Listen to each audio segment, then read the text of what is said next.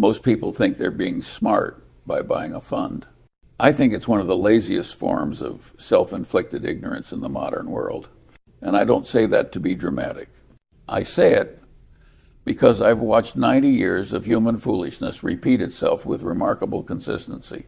You would think people would learn something after global wars, depressions, bubbles, crashes, manias, and the invention of the index fund.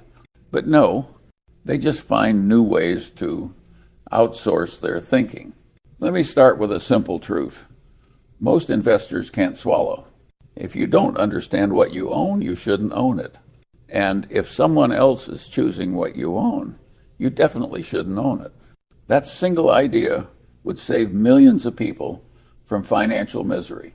But simplicity offends the human ego. People prefer complexity, preferably sold in a glossy brochure. I've lived through more panics than most investors have lived birthdays. And the pattern is always the same. When markets rise, everyone suddenly becomes a genius. When markets fall, they all want someone else to blame. So they invent entire industries full of advisors, managers, and experts whose only talent is taking fees from people who never learned to think for themselves. Buying a fund is essentially telling the world, I don't know what I'm doing, but I'm optimistic someone else does. That's not investing. That's faith healing. Warren and I never operated that way. We never sat around predicting interest rates, elections, recessions, or what some economist would say on television. We just tried to answer one brutal question. Is this business worth more than the price the world is offering? It's astonishing how far that one question will take you if you're not an idiot. But funds? Funds don't ask that question. Funds can't ask that question. If a fund manager buys a lousy company, he still gets paid. If a fund manager buys 500 lousy companies, he still gets paid. If the entire market collapses and the fund loses half its money, he still gets paid, often with a bonus. This is the great modern absurdity. The people with no skin in the game make the decisions. The people with all the skin in the game take the losses. It's a marvelous system if you're the one collecting the fees. Now, compare that to what happens when you buy an individual stock. You confront the truth immediately. You must think. You must judge. You must weigh evidence. You must behave like an adult, not a helpless child, passing responsibility to a stranger. And you must do something funds never do. You must look in the mirror. I bought my first stock during World War II in April of 1942. The world looked terrible. The Pacific Campaign was going badly. Europe was a disaster. And any macro thinker would have told you it was the wrong time to invest. Well, that macro thinker would still be poor. The 11-year-old boy with the actual shares got rich.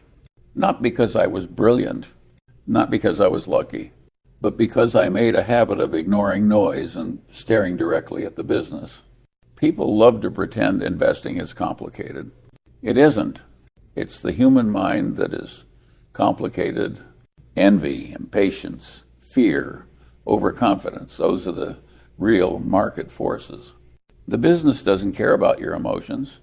The stock market certainly doesn't. But funds amplify the stupidity. They're designed to let the crowd outsource its thinking to professionals trained in the art of looking busy. I've watched corporate buyers acquire companies they didn't understand for prices they shouldn't have paid, using money that wasn't theirs. And they call that strategy. Meanwhile, the very same people say buying a portfolio of a dozen great businesses is too difficult. Then they turn around and buy a fund filled with hundreds of companies they've never heard of. It's one of the strangest psychological tricks in capitalism. The truth is simple. Buying individual stocks forces you to see reality. Buying funds lets you avoid it. Reality is uncomfortable. Reality is humbling. Reality exposes your ignorance. So people avoid it with great enthusiasm. They prefer comfort over clarity. They prefer ease over effort. They prefer the illusion of diversification over actual understanding. The investment world has become addicted to the idea that more is better, more stocks, more exposure, more diversification. But after 9 decades on this planet, let me offer you a counterpoint. Most people don't need more. They need fewer decisions, fewer impulses, fewer stupid distractions. If you own 5 or 10 great businesses you truly understand, you're already ahead of 99% of the population. But if you own 500 businesses through a fund, you understand none of them. You've diversified yourself into ignorance. And here's the real kicker. When the market collapses, and it will, you'll panic. Not because of the losses, but because you have no idea what you actually own. Ignorance creates fear. Understanding creates patience. This is why individual stock ownership, when done rationally, is superior in every way. You know what you bought. You know why you bought it. And you know what it's worth. Most people will never experience that kind of clarity. They're too busy chasing complexity, paying fees, and pretending macro predictions matter. If you want to behave differently, start with something uncomfortably simple. Buy businesses you understand at prices that make sense and ignore everything else. If that sounds boring, good. Boring is profitable. Excitement is expensive. And funds sell excitement far more often than results. People don't buy funds because they're smart. They buy funds because they're scared. Scared of choosing wrong. Scared of looking foolish. Scared of admitting they know nothing. So they pay someone else to make the mistakes for them. And here's the punchline. They still end up losing. They just feel better while doing it. Fear is an expensive emotion. In investing, it might be the most expensive emotion ever invented. And funds are built, marketed, and sold on fear. Fear of missing out, fear of being wrong, fear of being alone, fear of being responsible. People love the idea that a professional is looking after their money. It makes them feel safe. But feeling safe and being safe are not the same thing. Ask anyone who bought tech funds in 2000, housing funds in 2007, or emerging market funds anytime the world gets excited. They all felt safe. Then they lost half their net worth in a year. Safety is not a brochure. Safety is understanding.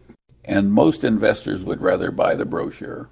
When I was a young man, I learned something that stuck with me for the rest of my life. Ignorance covered by confidence is far more dangerous than ignorance alone. Funds specialize in that combination. They give you a wrapper that looks professional, a chart that looks sophisticated, and a manager who sounds confident. And behind all that, you get a basket of businesses nobody truly understands and nobody personally cares about. If you think that's harsh, look at how these managers behave with their own money. Most of them don't invest heavily in the funds they manage. They're not stupid. They know exactly what's inside. They know the incentives. They know the constraints. And they know the performance doesn't justify the fees. But people don't investigate that. People love outsourcing their thinking. It's easier to buy comfort than clarity. Easier to buy an expert than become one. Easier to blame a fund manager than blame yourself. I've watched this psychology destroy families, companies, retirement plans, and entire generations. Not because the markets were cruel, but because the investors were lazy. Let me tell you something Warren and I said repeatedly for 60 years. If you're not willing to think, no one can protect you. A fund won't protect you. Diversification won't protect you. Macro forecasts won't protect you. Your neighbor's enthusiasm won't protect you. The only real protection in investing comes from understanding what you own and why you own it. And that's it. If you refuse to do that, the world will take your money and it will feel entirely justified in doing so. Now, why are funds so seductive? Because they offer a story, a clean, elegant, comforting story. Don't worry, we'll handle it. Human beings love that sentence. It's the financial equivalent of a warm blanket. Unfortunately, it's usually made of gasoline. The first spark in the market and it ignites right under you. During downturns, and I've lived through more than I care to count, fund investors behave exactly the same way every time. They panic. They sell at the bottom. They swear off investing forever.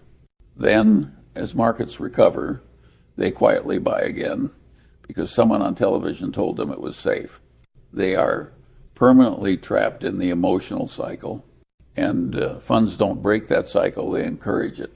They're built to please the customer, not to educate the customer. Warren once said something that should be carved into every investor's forehead. The market is there to serve you, not to instruct you. Funds teach people the opposite, that the market is an oracle and they are helpless. That's nonsense. The market is a bipolar machine offering you prices, sometimes intelligent, often insane. If you understand a great business, the insanity becomes your opportunity. But if you own a fund filled with hundreds of companies you can't name, the insanity becomes your nightmare. People tell me, Charlie, buying individual stocks sounds risky. I tell them, buying what you don't understand is risky. Understanding is not risky. It's work. Most people don't want to hear that. They want safety without effort, wealth without thought, returns without discipline. And life doesn't give out that combination, not in investing and not anywhere else. One of the great tragedies of modern finance is that funds sell the illusion that you can skip the thinking and still get the results. They market themselves as protection from your own stupidity, but in reality they magnify it. Because here's something most people never learn. If you don't understand what you own, you won't hold it when it matters. And if you won't hold it when it matters, you'll never get the big rewards. Owning individual stocks forces you to confront your beliefs. Funds let you hide from them. One path leads to competence. The other leads to complacency. And complacent investors always pay the price. So do the people who depend on them. You can keep pretending safety comes from owning a little bit of everything. Or you can grow up, study a few great businesses, and stop outsourcing your brain. That choice determines whether you end up wealthy or bitter. And I've seen far more bitterness than wealth. People assume that owning many stocks automatically reduces risk. That's like assuming eating at 50 terrible restaurants is safer than eating at one good one. Quantity doesn't protect you from bad judgment. It just hides it. I've said for decades that diversification is a protection against ignorance. The investment world twisted that into a philosophy. Instead of trying to eliminate the ignorance, they institutionalized it. They told everyone, don't bother understanding anything, just buy everything. Well, when you buy everything, you end up owning a toxic cocktail of brilliance, mediocrity, fraud, hype, incompetence, bureaucracy, and occasionally an actual business that makes money. And the fund manager tells you, this is prudence. In real life, prudence means you know what you're doing. In modern finance, prudence means you have no idea what you're doing, but you spread it across enough companies that nobody notices. If that sounds harsh, good. It's meant to be. I've watched people destroy their financial futures because they were seduced by the false security of diversification. People love telling me, Charlie, I own 500 companies through my fund. I always want to respond, name 5. They can't. They might remember Apple or Microsoft because those names show up on magazine covers. The other 498? Complete mystery. Yet they tell themselves they're well diversified. No, you can't be well diversified if you have no idea what you're holding. That's not diversification. That's camouflage. Let me tell you something Warren and I learned long before Berkshire became a household name. A small number of truly wonderful businesses will outperform a giant pile of mediocre ones. Not sometimes, not occasionally, but relentlessly over long periods of time. The world's best wealth-building machine isn't diversification. It's concentration in the right things. Now, notice the second half, the right things. That requires work. That requires thinking. That requires turning off your emotions, sitting down with annual reports, and reading until your eyes hurt. It requires understanding the economics of a business, not parroting the marketing slogans of a fund manager. Most people will never do that. It's not because they're stupid. It's because they're lazy. They want results without effort. But investing doesn't work that way, and it never will. In my early days, I watched people buy companies based on gossip at cocktail parties. That was idiotic. Today, they buy funds based on a chart printed on glossy paper. Still idiotic, just more expensive. Let me explain something simple that most investors refuse to grasp. If you can't understand the business behind a stock, you're not investing, you're speculating. And if you buy a fund filled with businesses you don't understand, you're speculating on top of speculation. You're 2 layers removed from reality. And reality doesn't reward detachment. Reality rewards comprehension. One of the great advantages Warren and I had was that we were willing to look stupid in the short run in order to be right in the long run. We didn't need to own everything.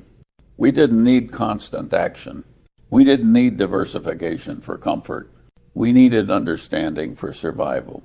That's why we were willing to pile heavily into Coca-Cola in 1988. We didn't buy a little bit of every company that made beverages.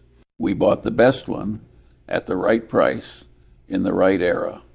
And we held on while everyone else kept jumping from one distraction to another. Funds can't do that. They're not allowed. The moment they concentrate too much, investors panic and pull their money. The managers are forced to sell not because the business changed, but because their clients' emotions did. That's what I mean when I say size becomes a burden. Funds are prisoners to their own customers. They can't ignore the crowd. They depend on the crowd. You, on the other hand, don't. You have the luxury of independence. You can hold a great business for 10 or 20 or 30 years without anyone demanding to know why it hasn't doubled this quarter. You don't have to justify your thinking to committees of nervous people who don't think at all. You're free. Most people don't realize what a tremendous advantage that is. They waste their independence by acting like herd animals, buying what's popular, selling what's falling, outsourcing their brains to managers who don't know them and don't care about them. It's madness. Quiet, socially acceptable madness. But madness nonetheless. Warren and I built Berkshire by avoiding that madness. We didn't need 100 bets. We needed a handful of great ones. Businesses with enduring economics. Management with integrity and competence. Prices that made sense. Patience to wait for the right opportunity. That approach will beat diversification over a lifetime. Not by a little, but by a mile. The math is brutal. A wonderful business can compound for decades. A mediocre business never compounds at all. If you own both in equal measure, you've sabotaged yourself. But funds love mediocrity. They depend on it. It keeps them in business. It just doesn't keep you in wealth. If you want to avoid the fate of the average investor, stop thinking like one. Stop diversifying your way into ignorance. Start concentrating your way into understanding. You don't need to own everything. You need to own what matters. And if that makes you uncomfortable, good. Discomfort is the price of clarity.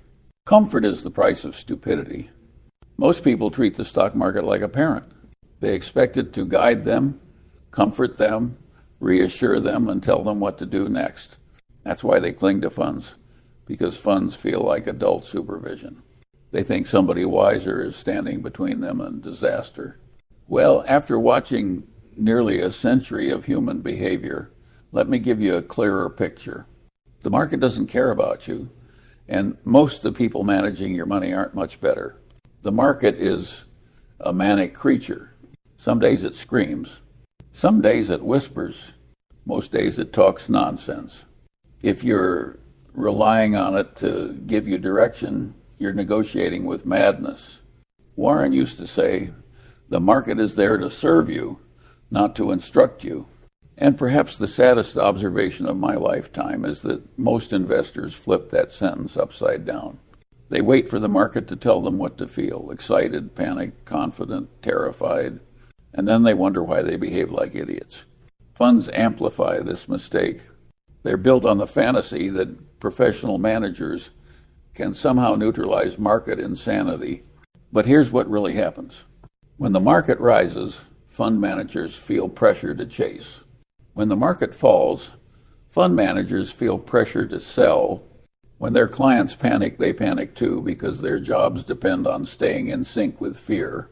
So instead of reducing stupidity, funds institutionalize it. They convert private fear into collective action. And collective fear is one of the most destructive forces in finance. If you own individual stocks, the market becomes your employee. You look at prices and ask yourself one question. Is this business mispriced today? Not, how should I feel? Not, is the world ending? Not, what is everyone else doing? But funds can't ask that question. Funds can only ask, what will my clients think about my performance this quarter? And that's how you turn investing a rational active judgment into a circus of emotional management. Let me tell you something from the early days of Berkshire that very few people appreciate. In the 1970s, inflation was exploding. Interest rates were insane, politicians were clueless, and economists were predicting disaster every month. The newspapers were hysterical. Ordinary investors were convinced the American economy was dying. Warren and I were thrilled. Not because we enjoyed suffering, though watching stupidity does give me a certain dark amusement, but because we were buyers. We wanted the market to serve as discounts, and it did. Imagine if we had been running a fund. We would have been forced to answer to the panic of thousands of clients. We would have had to sell wonderful businesses because frightened strangers demanded safety. That we would have been forced to act like idiots simply to keep our jobs. Instead, we behaved like rational adults. We bought undervalued businesses. We held them. We waited, and we became very rich, not because the world was calm, but because we ignored the world. That's the difference between owning stocks directly and owning them through a fund. When you own directly, you dominate your environment. When you own through a fund, you're dominated by someone else's environment. One is independence. The other is dependency dressed up in financial sophistication. Let me give you a simple mental model, what I call the idiot versus genius price rule. Asterisk. When prices fall, idiots see danger. Geniuses see bargains. Asterisk. When prices rise, idiots feel safe. Geniuses feel skeptical. Funds, by design, must behave like idiots. They buy when flows come in. They sell when flows go out. They become puppets of the public's worst impulses. But if you own a handful of businesses, you understand don't have to play that game. You could do something astonishingly rare in finance. You can think. Thinking is a tremendous competitive advantage in a world addicted to reacting. You can watch the market dance like a lunatic while you sit quietly in the corner counting money. You can study a business calmly while the rest of the world chases headlines. You can hold a great company for 20 years while fund managers sprint around trying to justify their existence every quarter. This is not theory for me. This is survival experience. In 1973 and 1974, the market collapsed more than 40%. People were convinced capitalism was falling apart. Meanwhile, Warren and I were buying shares of the Washington Post for a fraction of what the business was worth. It was one of the greatest decisions of our lives. But imagine trying to make that decision inside a fund. You can't. Clients would have fired you long before the profits arrived. And this brings me to an uncomfortable truth about funds. Their structure guarantees mediocrity. Not because their managers are stupid, they're often quite bright, but because they must respond to the emotions of the crowd. And the crowd is always stupid at exactly the wrong moment. Individual investors, on the other hand, are only stupid if they choose to be. They can cultivate discipline. They can train rationality. They can think independently. They can wait patiently. And they can buy the market's temporary insanity at a permanent discount, but only if they own individual stocks. Funds strip away that advantage. Funds convert your independence into dependence, your judgment into blind trust, and your patience into someone else's performance metric. And if that sounds like a good deal, you're exactly the kind of investor Wall Street hopes never learns to think.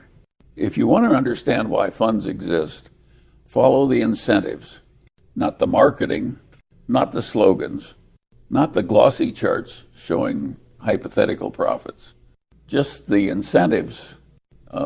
Incentives are the closest thing we have to gravity in human behavior. They pull people in predictable, often idiotic directions. And the investment industry is built on incentives that reward the seller, not the buyer. Let me spell it out plainly. The fund manager gets rich, whether you win or lose. You get rich only if you win. Guess whose incentives dominate the system? A fund manager's primary job isn't to outperform. It's to gather assets. The more assets, the more fees. The more fees, the bigger the bonus. And nothing in that process requires competence. But what does require competence? Picking 10 or 12 wonderful businesses and holding them for decades. No fund manager wants to do that because it makes them look lazy, even when it's the smartest thing in the world. The truth is simple. Investors reward activity, not intelligence. Fund managers supply activity because it pays.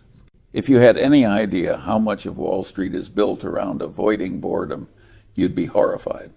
They trade because clients demand action. Clients demand action because they mistake movement for progress. And everyone ends up paying for that delusion except the people collecting fees. In the 1960s, Warren and I saw this incentive structure up close. We watched fund managers buy mediocre businesses using other people's money because it made them look adventurous. We watched them overpay for acquisitions because running something bigger stroked their ego. We watched them ignore risk because their downside was limited to embarrassment while their upside was millions of dollars. We built Berkshire to be the opposite of that. No performance pressures, no quarterly theater, no forced diversification, just rationality. But the average fund manager can't behave rationally. Their incentives won't allow it. If they underperform for 1 quarter, clients complain. 2 quarters, clients leave. 3 quarters, they're fired. So what do? They hug the index, hide in the crowd, and pray nobody notices they're barely thinking at all. You think this person is going to buy a wonderful business during a crisis? You think they're going to concentrate capital in the rare opportunities that change lives? You think they'll ignore the crowd when the crowd is panicking? Of course not. They're not paid to be right. They're paid to not get fired. And that's why I tell people again and again, never outsource your thinking to someone whose survival depends on not thinking. When you buy individual stocks, the only person responsible for your decisions is you. That's terrifying to most people, which is exactly why it works. Responsibility sharpens the mind. It forces you to avoid stupidity. It forces you to admit when you're wrong. It forces you to learn. Funds shield you from that discomfort. And by shielding you, they stunt you. Let me tell you something uncomfortable but true. The road to wealth is paved with painful self-awareness. You don't get that from buying a fund.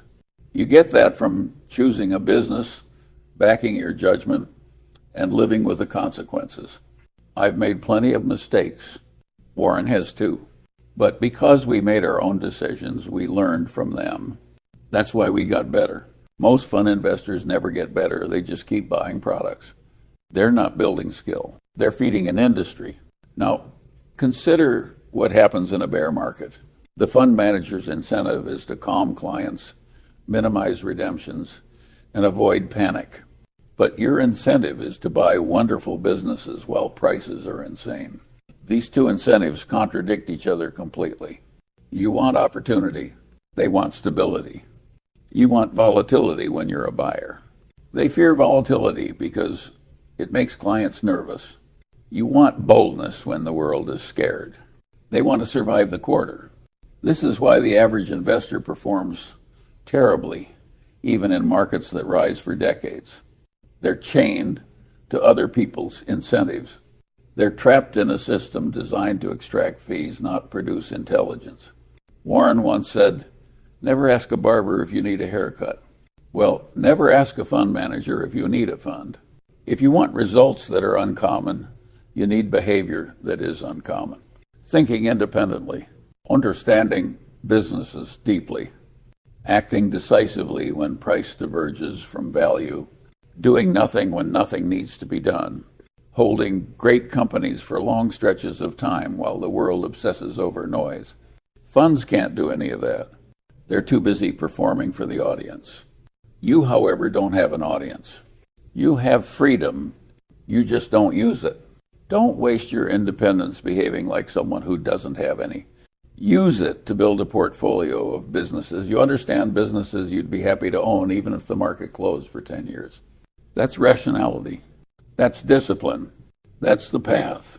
And there is no fund on the planet that can walk that path for you. If you want to know why most people never get rich slowly and getting rich quickly is a fantasy, start with this uncomfortable fact. Ordinary investors actually do have an edge. They just refuse to use it. Funds don't have that edge. They can't use it even if they want to. What edge am I talking about? The only one that has worked reliably for the last 100 years. The ability to think independently, act slowly, and wait patiently. That combination is a superpower in a world hooked on dopamine speed, speculation, and quarterly performance reports. And it's completely unavailable to fund managers. Let me tell you why.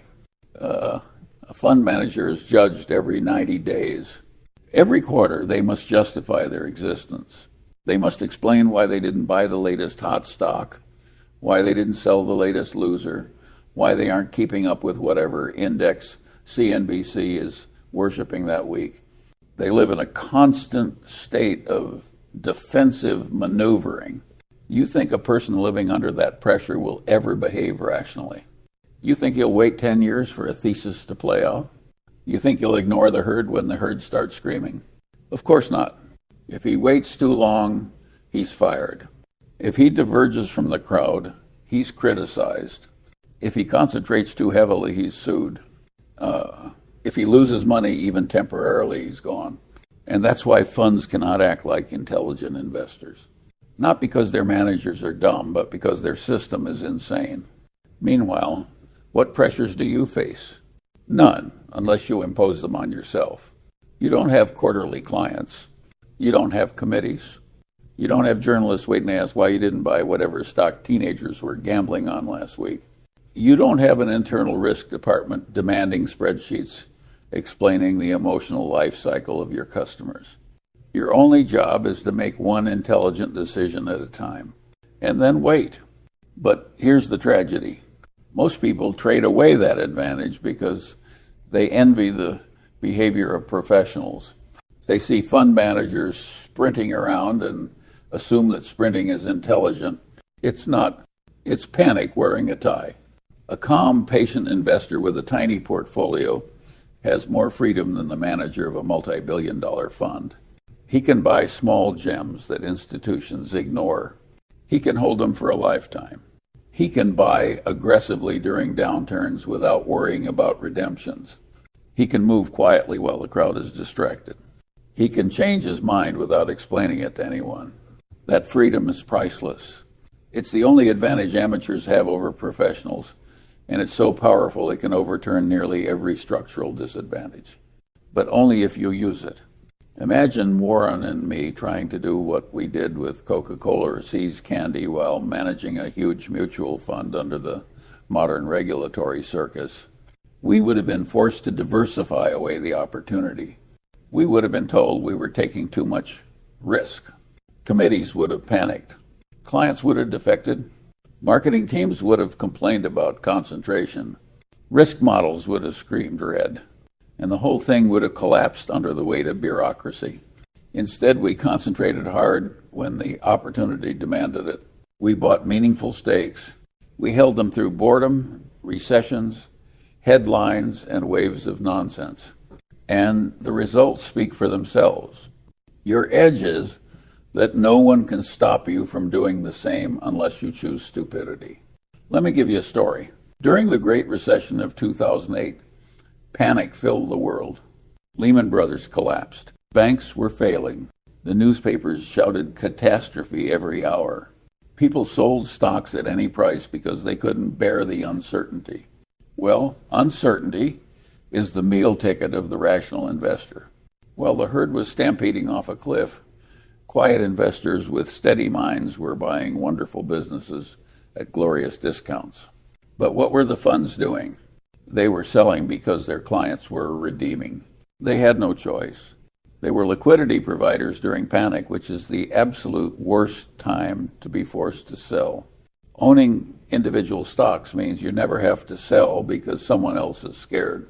You can stay planted while the crowd collapses from exhaustion. I once said, the first rule of compounding is never to interrupt it unnecessarily.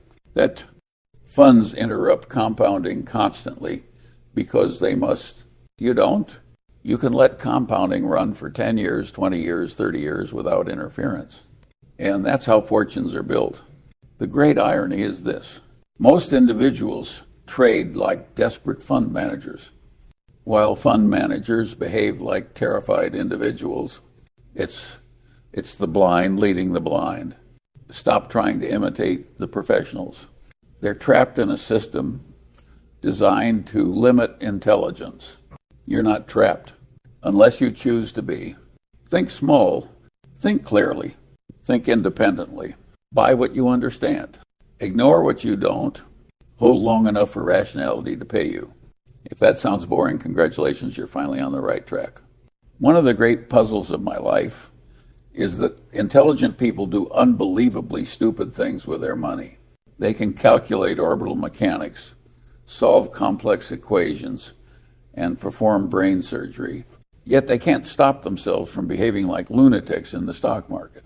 And the reason is simple. Being smart doesn't make you rational. It often makes you overconfident. That's why I've met janitors who invest better than doctors, lawyers, engineers, and PhDs. The janitor has humility. The PhD has ego.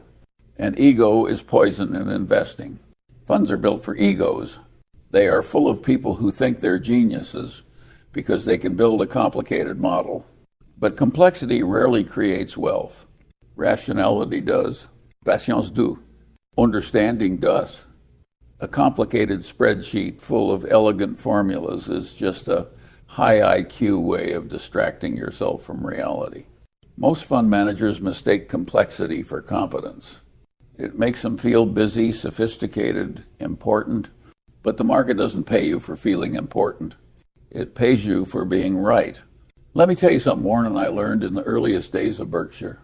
The world is full of smart people who can't think straight, and funds are a magnet for exactly those people. A smart person hates doing nothing. He hates simplicity. He hates admitting that the right decision is often the easiest one. He would rather build a complicated system that fails spectacularly than adopt a simple one that works quietly. Funds thrive on that psychology. They sell complexity because complexity impresses clients. They create models nobody understands. They invent risk metrics nobody needs. They use language nobody questions because it sounds scientific. And then they charge you fees for the privilege of confusing you.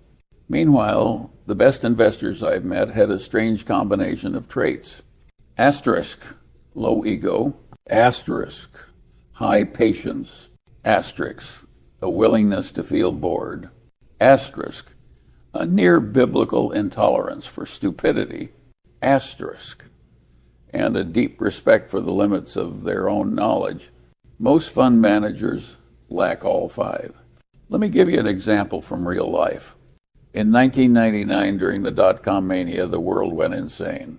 Every fund manager suddenly became a genius, at least according to their own marketing. They dumped value stocks, piled into anything with a website, and told clients a new era had arrived. There is no phrase in finance more dangerous than new era. It usually means the crowd is hallucinating together.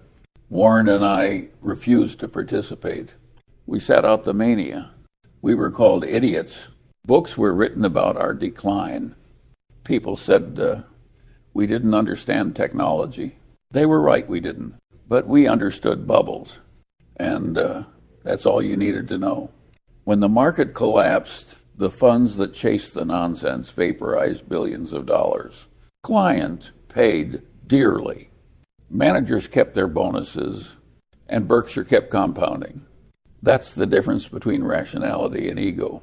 Rationality survives. Ego explodes.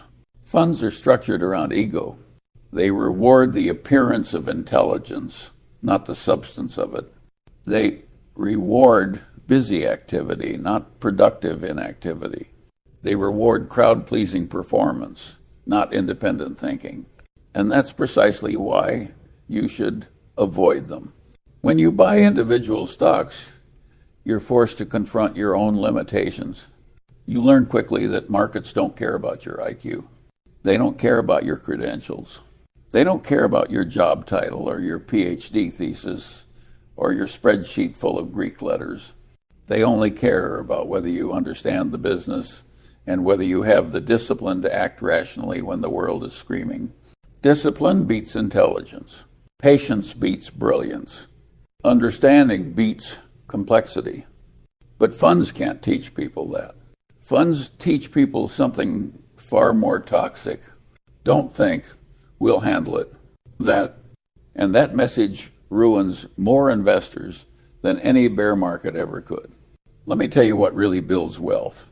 And it's not the thing people want to hear.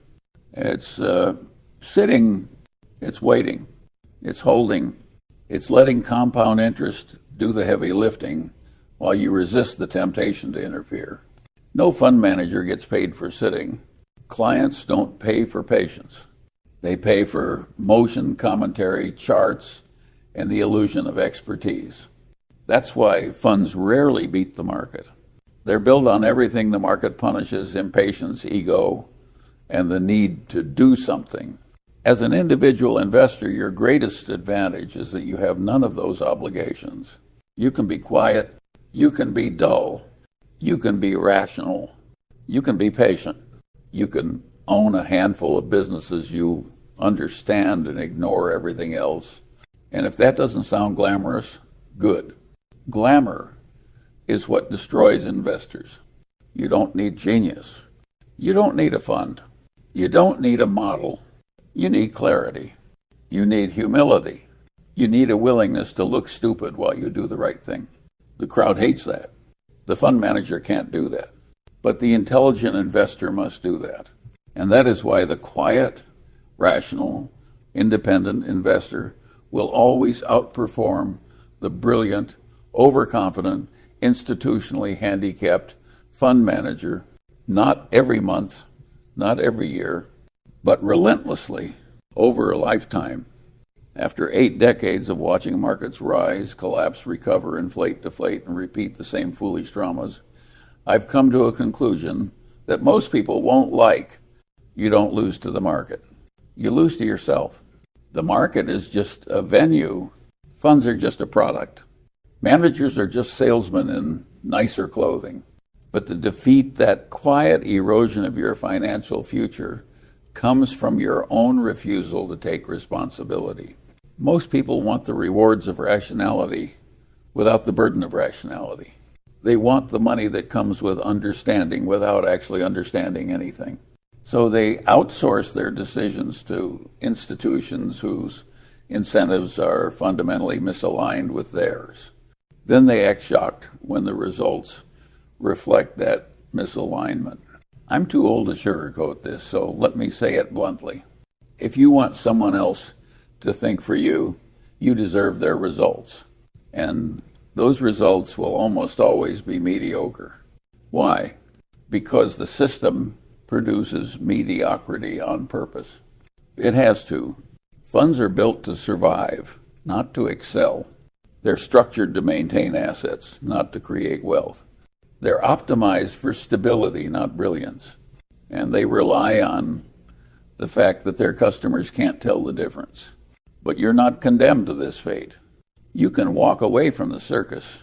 You can stop renting intelligence from people who don't have any real incentive to use it. You can stop pretending diversification is a substitute for judgment. You can stop believing the myth that professional management is superior to personal responsibility. Let me tell you something Warren and I learned early. The greatest fortunes in history were built by people who bet heavily on a small number of things they understood deeply. That's it. No magic, no wizardry, no enchanted formulas or secret algorithms. Just clear thinking applied to simple cases.